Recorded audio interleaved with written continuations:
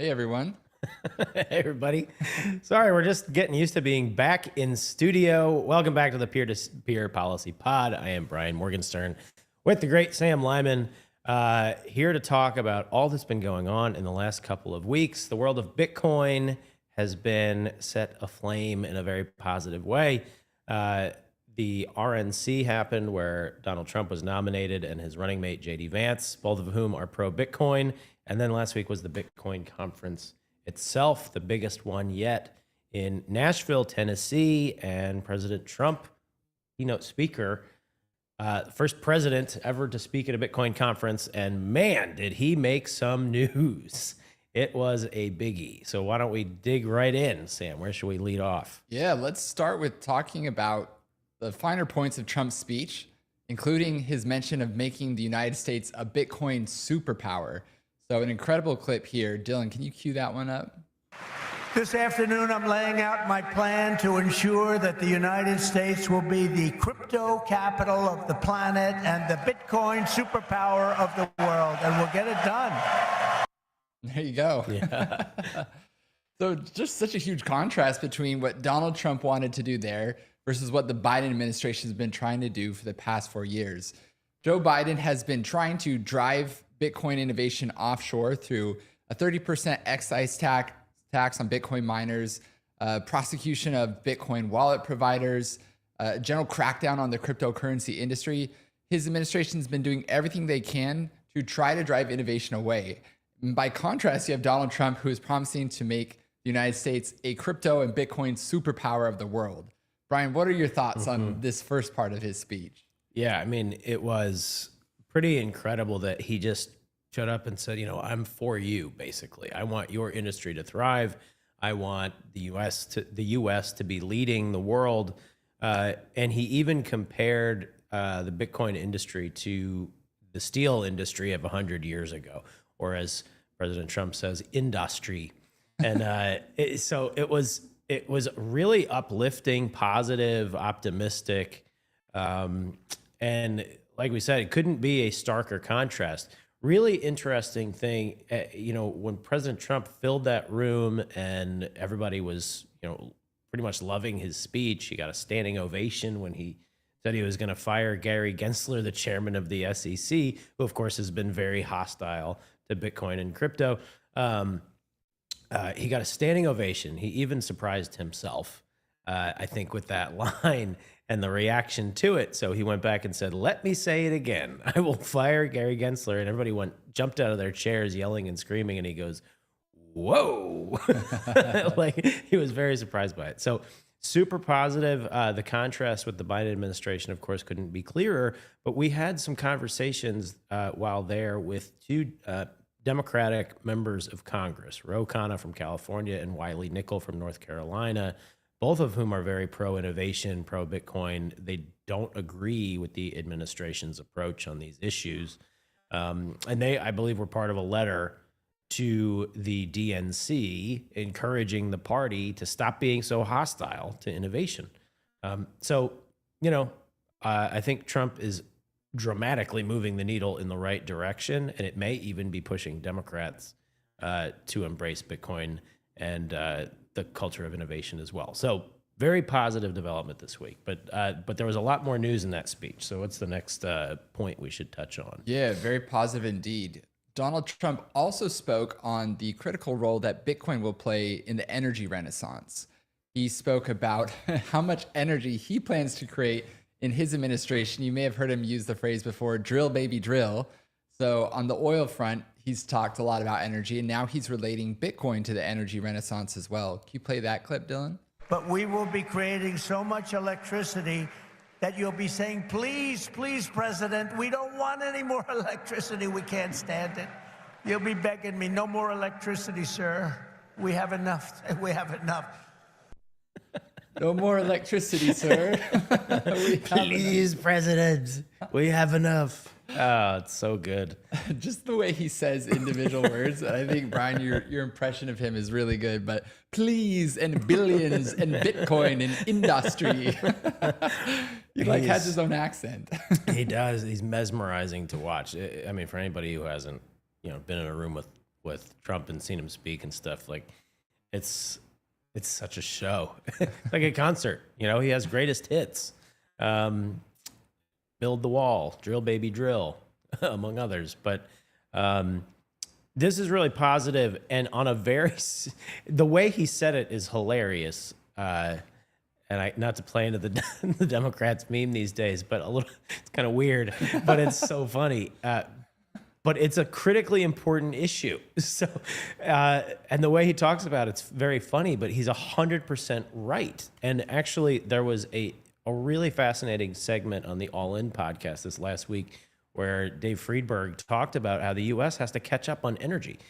China is, first of all, they're building coal plants like every day, but they're also building nuclear, and they're now getting much closer to having functional nuclear reactors that can generate 20 megs or 200 megawatts or whatever it may be that are safe, where they have completely solved the question of how to prevent nuclear meltdowns.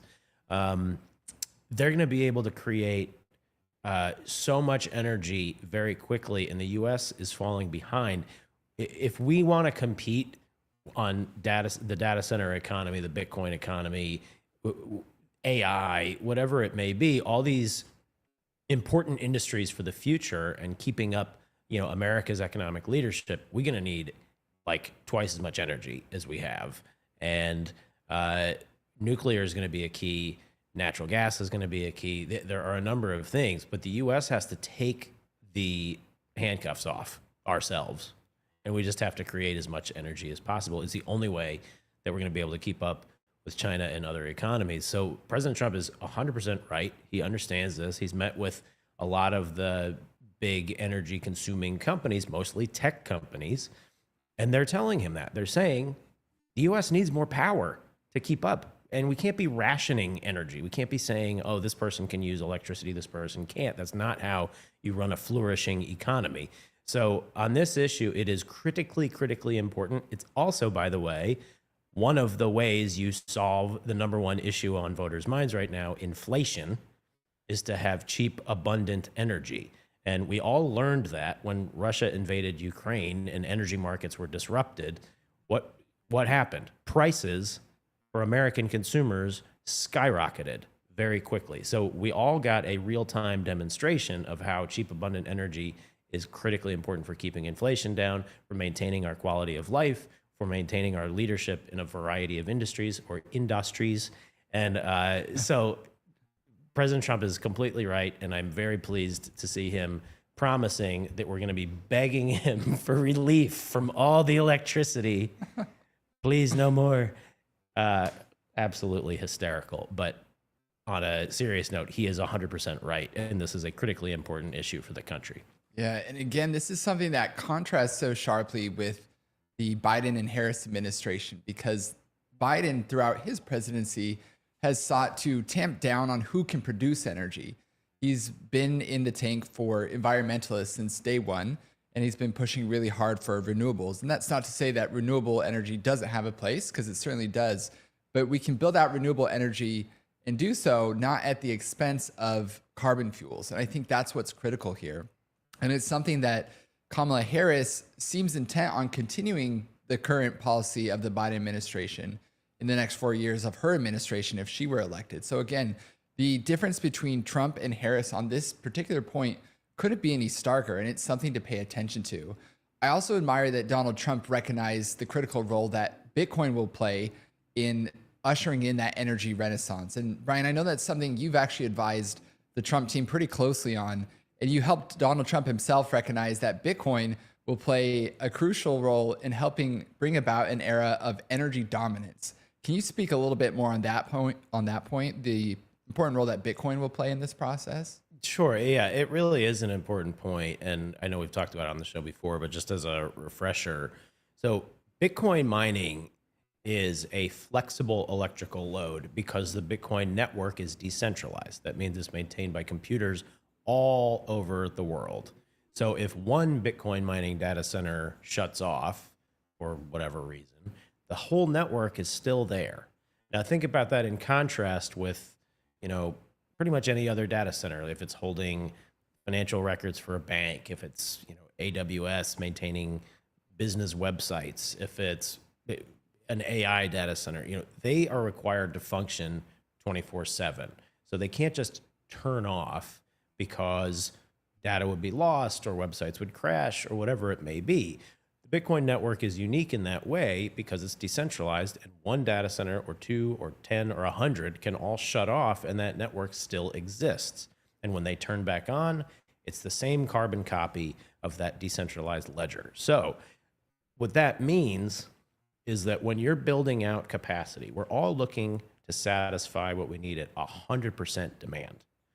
When for where we operate in Texas, for example, if it is 110 degrees outside and every single person in the state is cranking up their air conditioning, as they should be able to, then, you're going to reach a peak demand. You're going to hit a record for the amount of demand for electricity in that state.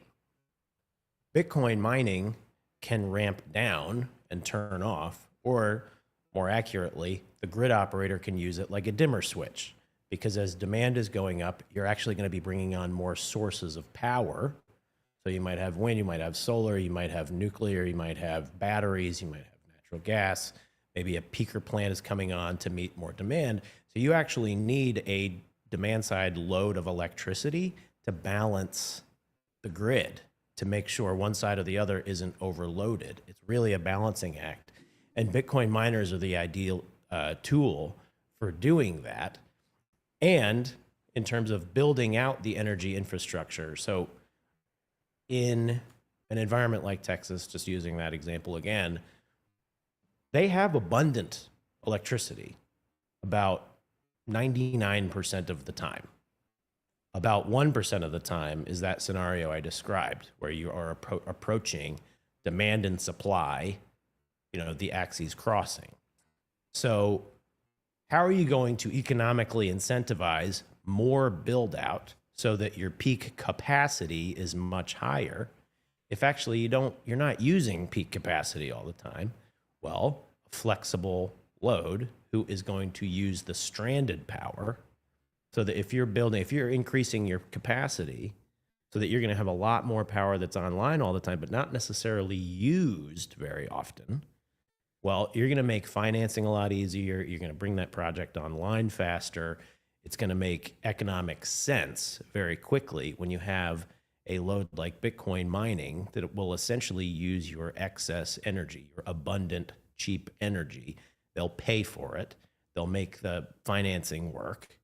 And then if they need to use that power for air conditioning or whatever it may be, the Bitcoin miners can be like a dimmer switch and toggle down, toggle up, whatever is needed for the grid. So Bitcoin mining is going to be a critically important part for building a stronger electricity grid all across America. And President Trump said it. He said Bitcoin mining is going to help America be energy dominant. I'm glad he said it. He's 100% right. And hopefully it's changing a bit of it's launching a bit of a paradigm shift with regard to these businesses. So that's your little mini tutorial about Bitcoin and energy today. I hope it was clear. I don't know. Yeah, I think it covers it pretty thoroughly. That's the biggest orange pill for people to take who think that Bitcoin is somehow a burden on the grid. Quite the opposite. It's something that can be used to bootstrap new energy production and make a lot of these projects economically viable. Speaking of orange pills, Donald Trump has clearly taken multiple orange pills over the last few years because he himself used to think that Bitcoin was a threat to the US dollar. It would somehow challenge the US dollar. But now he's very much changed his tune on that specific subject. Dylan, would you mind playing the next clip? Plan today, I am announcing that if I am elected, it will be the policy of my administration, United States of America, to keep 100% of all the Bitcoin the U.S. government currently holds or acquires into the future. We'll keep 100%. I hope you do well, please.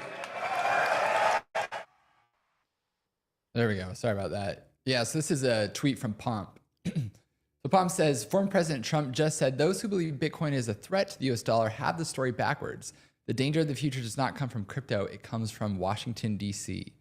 So he made a really important point here that what is wrong with the dollar? Why have we lost 25% of our purchasing power over the last 4 years alone? It's not because of Bitcoin. It's because of the Federal Reserve printing too much money.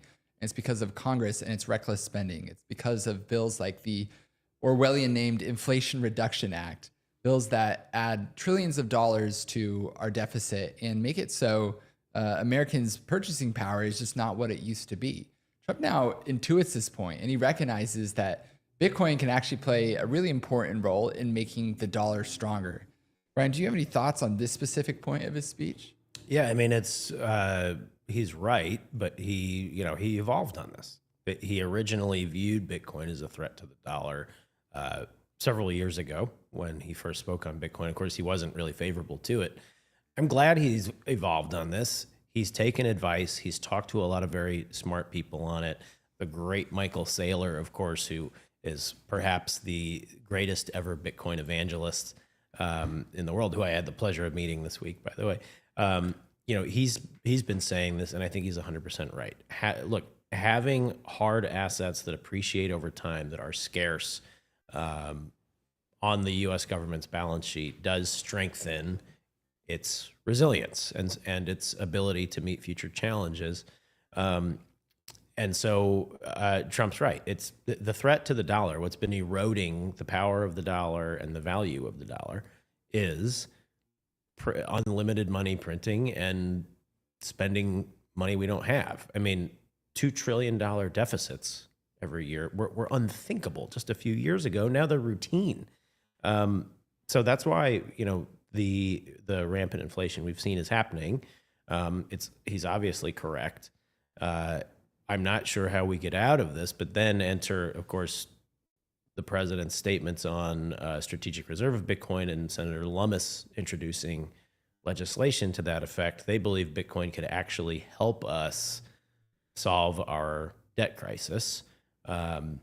Interesting take, and we can get into that. But point being, the president's right. The dollar has been eroding because of what Washington's doing, not because of what Bitcoin's doing. And that should be obvious to anybody who is thinking about this honestly. Yeah, and it's very timely as well, because just this last week, the national debt surpassed $35 trillion.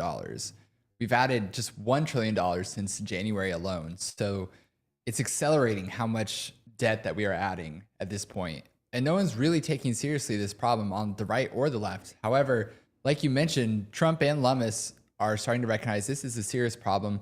What are unconventional ways that we could potentially address it? And one of those ways is, as Michael Saylor suggested, adding Bitcoin to your balance sheet. And Trump promised to do exactly that in the next clip. Do you mind playing that? I was a little early with it at first, Dylan, but yeah, it should be the right one now. Plan today, I am announcing that if I am elected, it will be the policy of my administration, United States of America, to keep 100% of all the Bitcoin the U.S. government currently holds or acquires into the future. We'll keep 100%. I hope you do well, please. This will serve in effect as the core of the strategic national Bitcoin stockpile.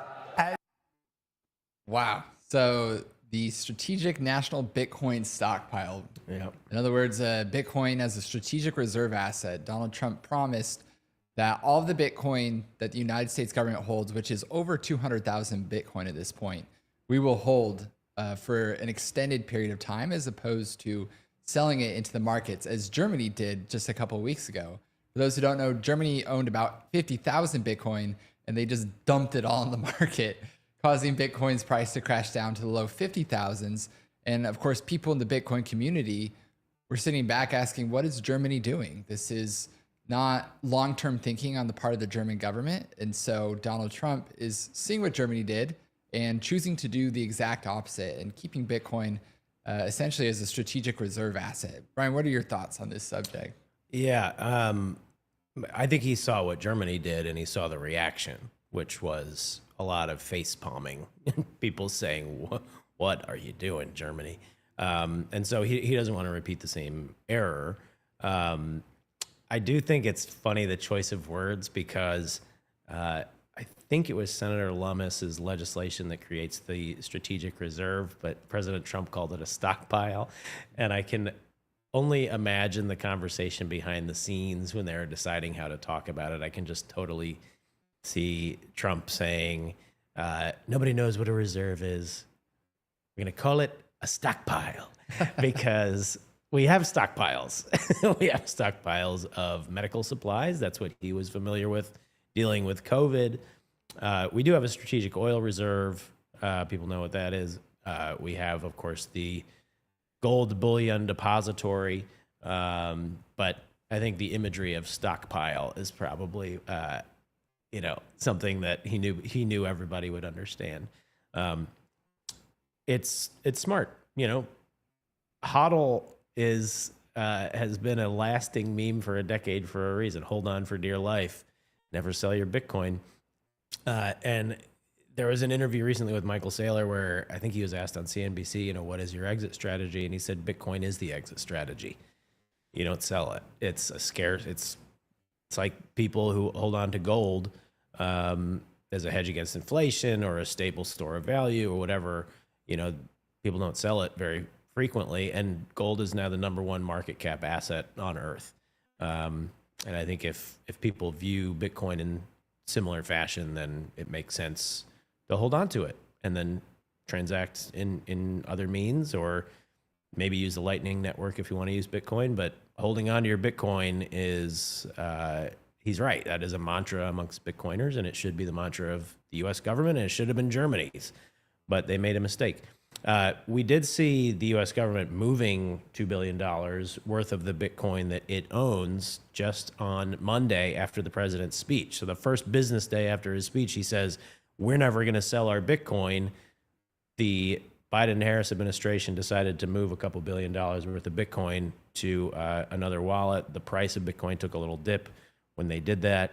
I don't think we fully know what it means yet, whether they're about to dump a bunch of Bitcoin, but we hope they don't, because that would be bad for America.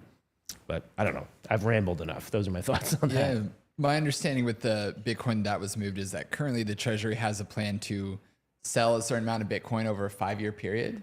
So I think it was pre-programmed, but I'm not 100% sure on that. And if the Trump or the Biden and Harris administration attempted to sell all their Bitcoin before Trump is elected, that would be one of those most spiteful moves in American history that would forever sour the Bitcoin community against that administration. So let's hope not that isn't the case. Really fascinating developments on that front, though. And there's something interesting to note that Trump also said is that he believes that Bitcoin will one day surpass gold as a store of value. So that's an extremely bullish thing for him to say on his part. And just for perspective, if Bitcoin today were at the same market cap of gold, a single Bitcoin would be worth about $70,000. In other words, $700,000, which is 10 times as much as it's worth today. Today, it's just a little bit below 70,000. So Bitcoin, according to President Trump, still has a long way to go, but one day will actually surpass gold. I thought that was really interesting. As far as having a Bitcoin strategic stockpile goes, there is a lot of logic behind it. If you consider that we are currently the biggest holder of analog gold in the world, it would only make sense that we would also want to be the biggest holder of digital gold as well. And this has indirect effects in strengthening the dollar. Gold, it's fascinating because the US dollar is no longer tied to gold. It's no longer backed by gold, yet we still accumulate gold. We do that in part because having a good gold stockpile gives people confidence that were there to be issues with the national currency, and if it had to be repegged to something, that gold is always there as sort of a backup asset. So it increases confidence in the US dollar, even though it's not directly tied to the US dollar. And I think there's real logic in investing in digital gold right now in case that we ever reach that same scenario where the US dollar weakens. It has to be pegged to something. Could be gold, could be Bitcoin, could be another basket of commodities, could be all of the above. But there's real economic sense in making this move. So much so that after Trump spoke, Senator Lummis, and you alluded to this, Brian, she announced her own legislation to make Bitcoin a strategic reserve asset. Can you play that clip, Dylan? Here it is. This is Reserve Bill.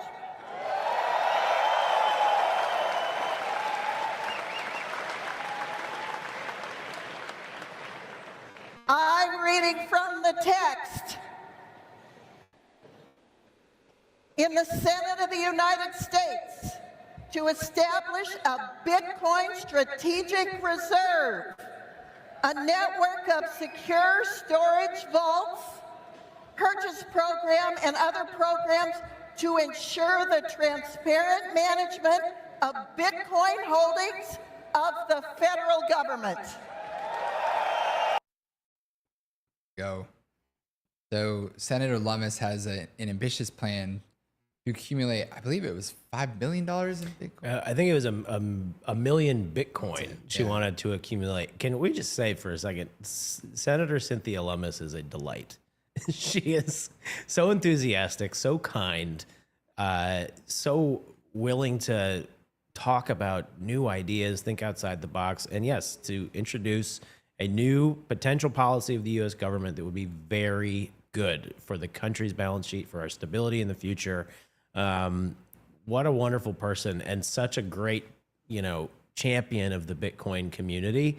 So we're really grateful for her work on this, and for yours, and for our buddy Pierre's and her staff, Connor Brown and Chris Land, and everybody who works there. They're just really forward thinking and happy warriors on behalf of Bitcoin and all that it can do. So really grateful for her work on this. And the fact that it's in legislative text now, that there will be, hopefully, it'll pass both houses of Congress, be signed by the president, a strategic Bitcoin reserve for the U.S. government. I think it's fantastic. Great idea. She got big applause in announcing it, and we're just really glad that that happened. So thank you, Senator Lummis. Yeah, I'd like to echo that. Senator Lummis is such a forward-thinking legislator, and she's effectively orange-pilling a good chunk of Congress right now. And even the president of the United States, she has done really the Lord's work on this subject. So thank you, Senator Lummis, and to all of her staff, really opening the Overton window for people. I think before she introduced this bill and before Trump announced his own strategic Bitcoin stockpile, people were not so certain about this idea because it's so bold, it's so fresh, it's so innovative. And it's because of policymakers like her that people are waking up to the way that Bitcoin could help us address our national debt crisis, the way that Bitcoin could make the US dollar stronger, the way that we could actually improve our own geopolitical position through Bitcoin. So there's a lot of exciting developments happening on this front. And it was a great conference. I mean, it was a blast. We had so much fun there. You had Russell Brand there. You had a whole slew of celebrity politicians from RFK Jr. To, Senator Haggerty, Senator Lummis, as we mentioned. Senator Blackburn. Ro Khanna and Wiley Nickel from the Democrat side of the aisle. Vivek Ramaswamy was there, gave a good talk about how Bitcoin really shouldn't be a partisan political football. Same was echoed by Ro and Wiley. Great comments. How many other senators were there? It was action-packed. Sam Brown, the excellent candidate for Senate in Nevada and a former client of mine, great guy, Afghanistan war veteran. He was there. Kid Rock, Billy Ray Cyrus. Billy Ray. I had a moment that young Brian would have absolutely melted down at. I got to meet Glenn Jacobs, who is mayor of Knox County, Tennessee. He is perhaps better known as Kane from the WWE, superstar wrestler. And I got a chance to chat with him, and what a kind, nice guy. And I think he's going places in politics, actually. I think he would be a good candidate for statewide office or something even higher than his current station. But he's enormous, and I'm not a very big person. So I'm just glad he was very nice. When I shook his hand, it was like bananas wrapping around my my hand. But really, really kind, interesting guy. Got to chat with him. Senator Haggerty is a complete rock star in terms of championing American innovation. So it was wonderful to have a roundtable with him and discuss a lot of the issues surrounding Bitcoin. Ambassador Rick Grinnell was there, being upfront, wanting to learn about all these things and the issues around it. Really pleased to see him. He's a great guy. It was a who's who of politics, which you don't usually expect at a Bitcoin conference. But it was a lot of fun. Really cool stuff. A lot of fun. I didn't realize that mayor was a former WWE wrestler. Oh, yeah. It makes sense. I saw him at an event earlier in the day that he spoke for just a bit on, and I thought to myself, that man is massive. And he was eloquent too. He gave the opening prayer to fundraiser I went to, and I'm like, wow, this guy's, he wants to be something higher than mayor. He definitely has the potential for that. So yeah, I had no idea. Kane from WWE. Yeah, absolutely. That's funny that he's becoming more famous for being a politician. I can't believe it. But no, he's fabulous. It was terrific. The only complaints I've heard were that there were a lot of men, which tends to be true of Bitcoin conferences. So the men's room line was long. Kind of a silly complaint. And that it was too Republican. And on that, I mean, I don't know what to tell you. Like, the current administration are Democrats, and they're trying to put Bitcoin businesses out of business.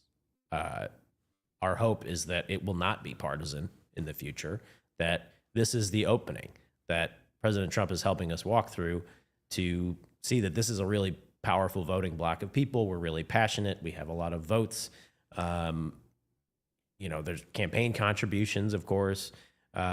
If you want to win your elections, you should be pro-Bitcoin. As Congressman Khanna said, being anti-Bitcoin is like being anti-cell phone or anti-laptop, like in the 90s or whatever. That idea today is unthinkable. It would make no sense. So we think that's what the future holds, that it's not going to be a partisan issue. Unfortunately for now, on the presidential level, it sort of is. So I don't think you can really blame the Bitcoin conference or anybody else for that status, but I do think it's a temporary status and that it'll be more bipartisan going forward. So I don't know. Those are the only complaints, but I kind of dismiss those a little bit and just say that it was a banger of a week. I mean, it was like over 20,000 people, I think, were at the event at various times and in various rooms. I think when President Trump was speaking, the room that he spoke in was at capacity. That was over 8,000, but the rest of the arena had all kinds of overflow rooms all over the place. And I think they were all packed to the gills as well. So really good turnout, people all over the spectrum, political and perhaps otherwise, as Bitcoiners are known to dabble in autism, I guess. Is that how you say it? It's an inappropriate comment. Apologies. I'm not trying to offend anybody. This is about joking in Bitcoin. Anyway, let me stop rambling before I get myself into more trouble. Yeah, great conference. Great conference. The Trump speech, there was so much excitement for it that he didn't end up speaking until about 3:30 p.m., but there were already people lined up at around 7:30 a.m. There were lines going around the door of this massive convention center in Nashville, Tennessee. So there was so much hype for it. Interestingly, the speech was actually delayed a little bit because of a security concern. And when Donald Trump walked out, he said, before I came out, Secret Service said, "Sir, we're going to need a little bit more time to get things ready for you." And I said, "You take all the time you need." Of course, alluding to his the assassination attempt on his life that just took place at the very beginning of July. And so it's amazing how quickly I believe that event is starting to get memory hold. I mean, in my view, it was one of the most insane, consequential campaign events to happen in the last 50 years. And yet the mainstream media has already moved on to Kamala Harris and whether or not she's brat, which is a Gen Z meme, and just how lovely and amazing and charismatic Kamala Harris is. A complete 180 from what the American public was saying about Kamala Harris over the past 4 years of the Biden administration, where she had some of the lowest approval ratings of any vice president in recent history. So complete change of tune. But speaking of the memory holding of Donald Trump's attempted assassination on his life, we actually saw that Google Whether this was by malice or some other fluke, we're not sure, but they were actively suppressing search results for the assassination of Donald Trump. And so, Dylan, thanks for pulling that up. So I checked this as recently as I believe, what's today, Tuesday? Yeah. Yeah, this was as recently as yesterday. I saw a tweet that showed this search result, and I tried it myself, and sure enough, these were the exact same results I got. Wow. When you typed in attempted assassination of TR, and it brings up Truman. And Holy cow. It makes no sense.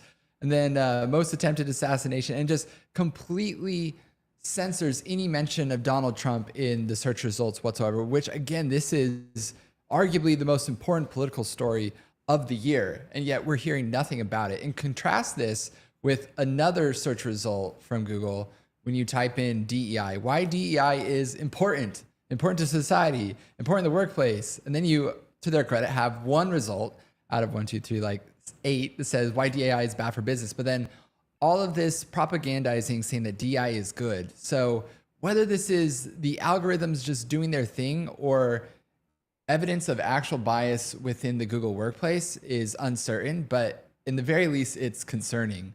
Brian, what do you make of all this? Yeah, that's really concerning. And in 2020, when everything was going on, we saw the most publicized example of this throttling was Twitter, kicking President Trump off. We saw some financial censoring of bank accounts being closed for certain PACs and events and things like that. But the silent censorship that Google has been engaged in, I do think is a huge cause for concern. And this is like such a blatant violation of public trust, in my opinion. And look at what they just got caught doing with their AI function, where you would try to create or ask for an image of founding fathers and you couldn't find a white person. Like, you're memory holing white people? What on earth are you doing? Like, accuracy should be the number 1 through 100 priority if your business is search, because people are searching for the correct results, not what you want the results to be, the correct results. So this is really infuriating and is just another example of like thumb on the scale of politics. Like, that image of President Trump coming up after having been shot and his fist in the air and saying, fight, fight, fight. I mean, it was a heroic thing to see. As Zuckerberg said, like, it was the most badass thing ever. It just happened. Like, it is. So you might not like Donald Trump. That's okay. You don't have to like him. But to then suppress the fact that that event happened and try to erase it from people's memories, I mean, that's just Orwellian. That is like some Soviet behavior right there, and it has to stop. Like, we've got to just expose this stuff and shame them until it stops. I don't know if it ever will, but we can't stop trying, because this is just so inappropriate and un-American. It's really infuriating. Yeah. And if they don't stop themselves, hopefully the market corrects them. I don't know about you, but I've all but abandoned Google in the last year, not only because of its politics, but because its product sucks. Google's not what it used to be. I almost use ChatGPT exclusively now to search out answers to the questions that I'm doing research for. So a lot could change in the next year. Let's hope it does, because as you said, Google, the New York Times, the Washington Post, they are more or less the American Pravda today. They're carrying the water for an administration that doesn't want people to know the truth, doesn't want people to know that our current president has been senile and really not capable of doing his job for at least the last several months. So it's a lot of cause to feel disillusioned, but let's move on to lighter things. I feel like we've kept it pretty positive and upbeat. And one quick reminder, if you like what you've seen here today, don't forget to like and subscribe. Let's go to our grab bag section to close things out today, Brian. We had a really fun interaction run-in with Tucker Carlson and Don Jr. this week. You want to talk about that? And Kim Guilfoyle. Yep. So do you have that? Yeah, we got a clip. Up? Okay. So why don't you show the clip, Dylan, and then we'll explain what happened. We're gonna do a groupie video. Yeah, we are. We just commandeered this Yes, we bus. are.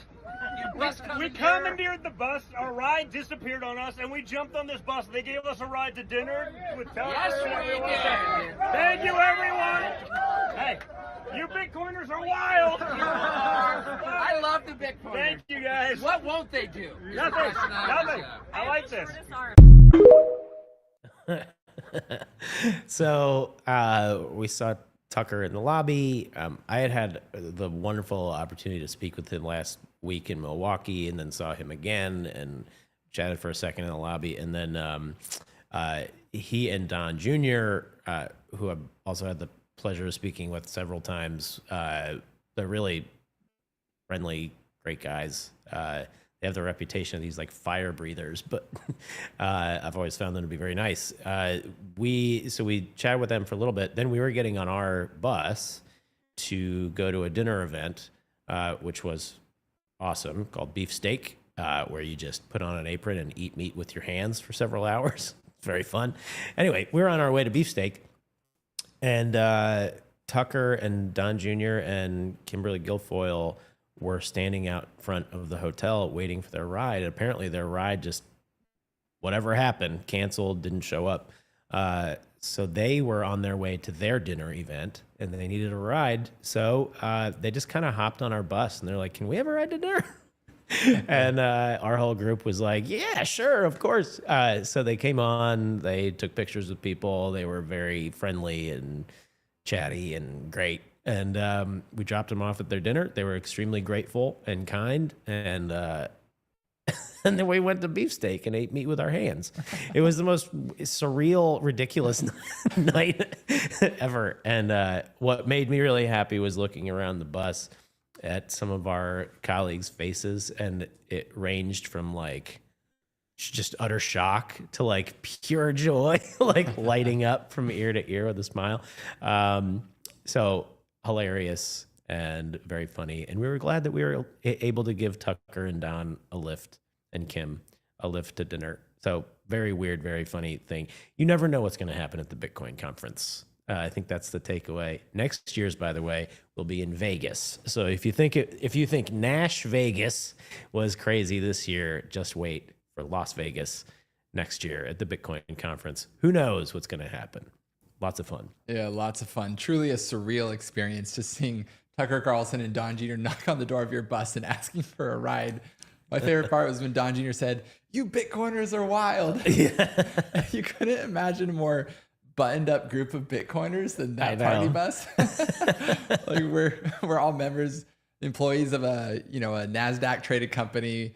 You know, Brian, like you're wearing a suit coat right now. So it was, I thought that was a pretty good line because you think we're wild. You should see Bitcoiners who aren't like us. That's another breed. So yeah, for real. That we talked about it in our last recording, which I don't even know if we posted yet, but we did from the conference. Yeah, where we saw a guy who looked like Little John, a guy dressed in a Dogecoin full bodysuit. We saw, people draped in orange from head to toe. You name it. It was, a bunch of wacky, wild people. But hey, I'll take it. Maybe we got a little edge. Maybe we're the bad boys of Bitcoin. yeah. Just concealing it. But thanks everybody for watching. Remember, hit like and subscribe. Follow us on social media at Morgan Stern NJ, at Sam Lyman 33. Reach out to us, DMs. Say what you like, what you don't like. Ask questions. We will be back very soon. But thanks for tuning in to the Peer to Peer Policy Pod.